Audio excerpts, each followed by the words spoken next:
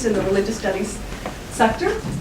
And I'm truly delighted to have you at this presentation by Shekhar Hattangadi within the Critical Thinkers in Religion and Social Theory lecture series.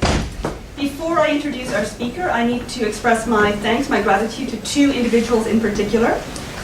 First, I'd like to thank Dr. Laurie Beeman, and I don't think Laurie is with us today in this room. I don't think she's in Ottawa right now, but who is the Canada Research Chair in Religious Diversity and Social Change. I was interested in bringing Shekhar Hattangadi to Ottawa, to our university, to talk about his work on Santara, this Jain ritual fast to death. In some capacity, I wanted Shekhar to come to our department, but Laurie was able to make the connection between Shekhar's work, which he's looking again at those very fertile but very difficult to pin down ideas of the secular and the religious, and make a link with her own work. So she sponsored this talk and she invited him to present a part of this lecture series, so I'm deeply grateful to her for that. Secondly, I would like to thank Dr. Heather Shipley, who certainly is here. I'm not sure she's in the room this very second, who's also part of the Religious Diversity and Social Change Research Group on campus, and who almost, I think, single-handedly runs the Critical Thinkers in Religion lecture series. Dr. Shipley certainly has been extremely involved in organizing this presentation right from get-go, which has almost been a year now, actually. So making contact with the speaker, creating the poster, organizing the room, organizing the sponsorship from A to Z. Heather, Dr. Shipley has been involved in that. So thank you so much, Heather, for all your tremendous efforts. Okay, so today we have a presentation by lawyer, law professor, journalist, and filmmaker, Mr. Shekhar Hattangadi from Mumbai, India. Shekhar is a Mumbai-based journalist, lawyer, law professor, researcher, and filmmaker who began his career as a reporter with the Times of India. He was soon appointed editor-in-chief of the Mirror magazine in Mumbai. After this, he pursued a dual or a double master's degree in international politics and journalism at Ohio University and a public policy fellowship at Harvard's Kennedy School of Government. Following this, he worked in New York as an associate editor for McGraw-Hill Publications and finally returned to Mumbai to become the Business Week's Mumbai correspondent. Somehow, in the same time, Shekhar ended up getting a film studies degree and a law degree at the University of Mumbai. He has made a Hindi feature film, Teen Behene, which means three sisters, which highlights the dowry-related deaths among unmarried girls in small-town India, in Uttar Pradesh, I think, yeah, in UP. He is particularly interested in making documentary films on traditional religious practices, which contravene, or perhaps contravene, modern secular law. His award-winning film called Santara, and Santara is this Jain ritual practice, the ritual fast to death, is the focus of a award-winning film that he is showcasing throughout North America. So we're not actually seeing the film today, but if you are interested in seeing the film, it will be shown tomorrow in Carleton University at 7 o'clock, and I can I'll give you the information. It's 303 Patterson Hall at 7 p.m. tomorrow at Carleton University. So instead, Shekhar will speak to us about his research and about the film. And, maybe we'll see some images from it, or we'll see how it goes. Without any further ado, I'd like to welcome our guest speaker, Shekhar Hattangadi.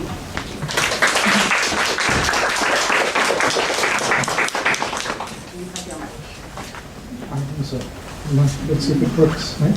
Can you hear at the back with the mic? Is it okay? Can you hear me? Okay. Good afternoon, everybody. And my special thanks to Dr. Anne Valeri, Dr. Laurie Beeman, and Dr. Heather Shipley for organizing this trip of mine to Ottawa and for hosting this particular event. I'm particularly honored to be part of this Critical Thinkers in Religion series because I know for sure that some of the past speakers have been rather big names in religious studies. I'm not a scholar of religion in the conventionally understood meaning of the word. I'm more of a law kind of a person, a legal researcher, a law professor, and a lawyer by training. But my interest in religion in general and in religious practice in particular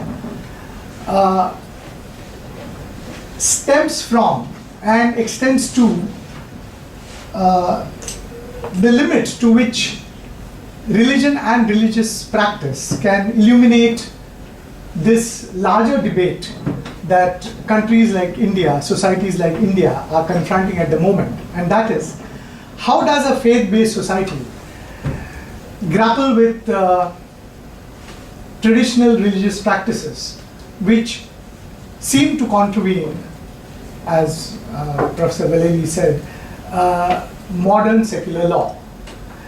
In the pursuit of this kind of research, I have investigated several such religious practices in India. As you can imagine, India is a very fertile ground for this kind of research because we have many religions and many more religious practices, and we have laws which we've inherited from the British, who didn't quite understand our culture, and so this conflict is very much there, this law-religion conflict. And I'm here to report on the state of the art of this religion-law or law-religion conflict. And let me point out right away that religion, it would seem, is currently on the back foot as far as this conflict is concerned. This is doubtless a very nervous time for religions in India.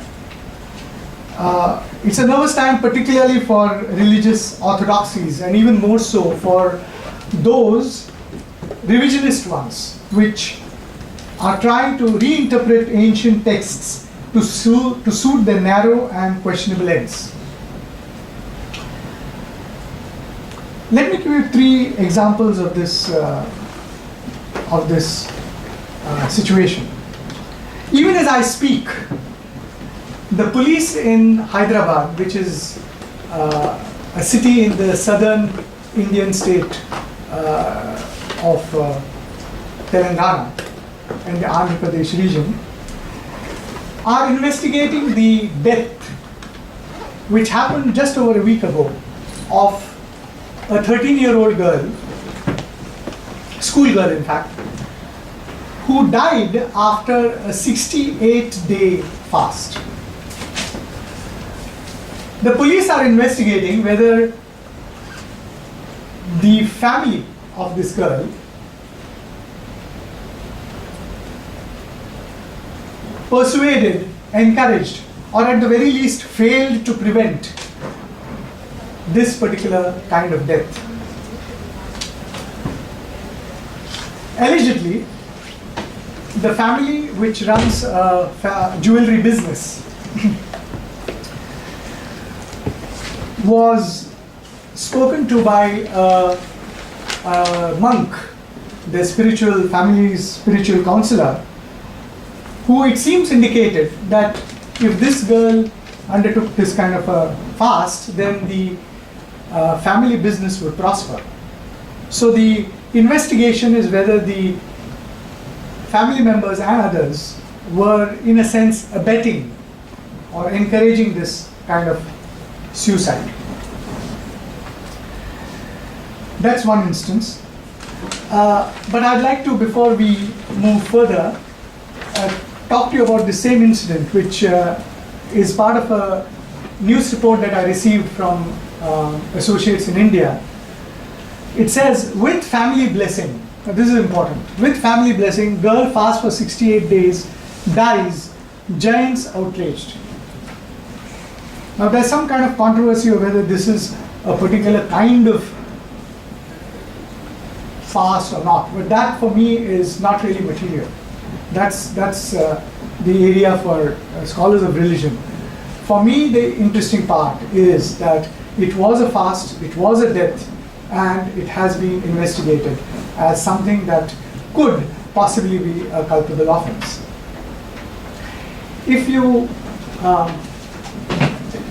highlight that particular visual or that picture which accompanies this report. Yeah, that's enough. Can you see the girl? In fact, it's the corpse of the girl that is being, I wouldn't say paraded, but being taken to its to the funeral spot in a kind of a procession, which was a kind of celebration of her fast and of her ultimate death. And you can see two of her family members holding her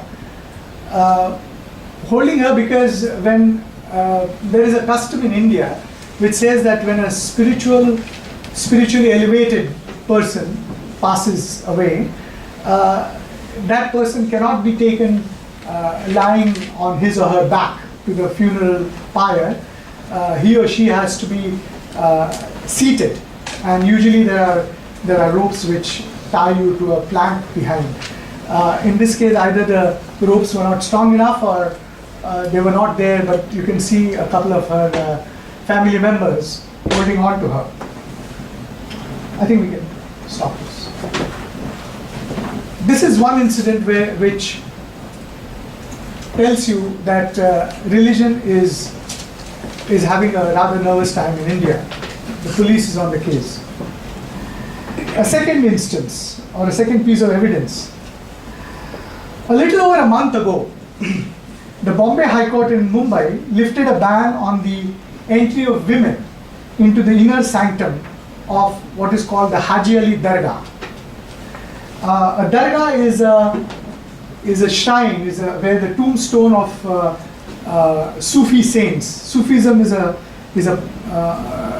sect within Islam, where such saints are buried, and Haji Ali is the name of that particular saint, and that dargah is very picturesque. It's actually a little away from the coast of Bombay, and you actually have to trek through an elevated road on both sides of which you have the Arabian Sea in order to get to that dargah.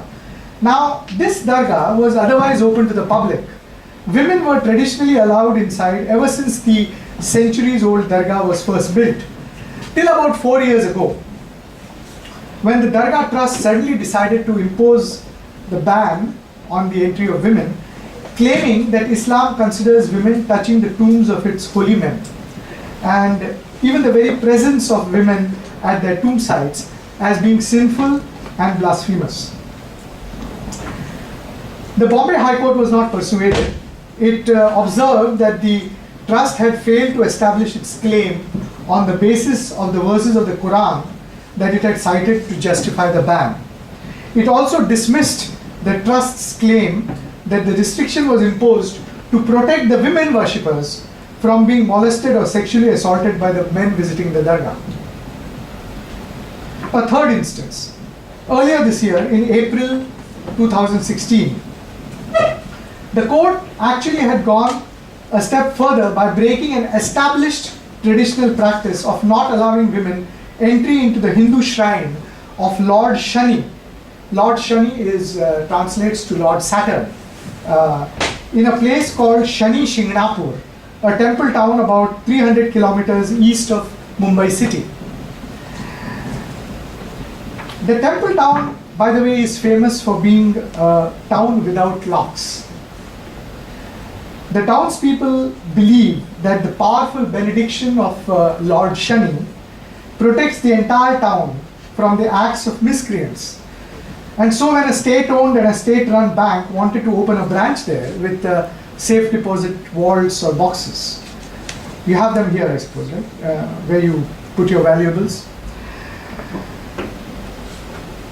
which would obviously necessitate the use of locks. The people insisted that there would be no locks.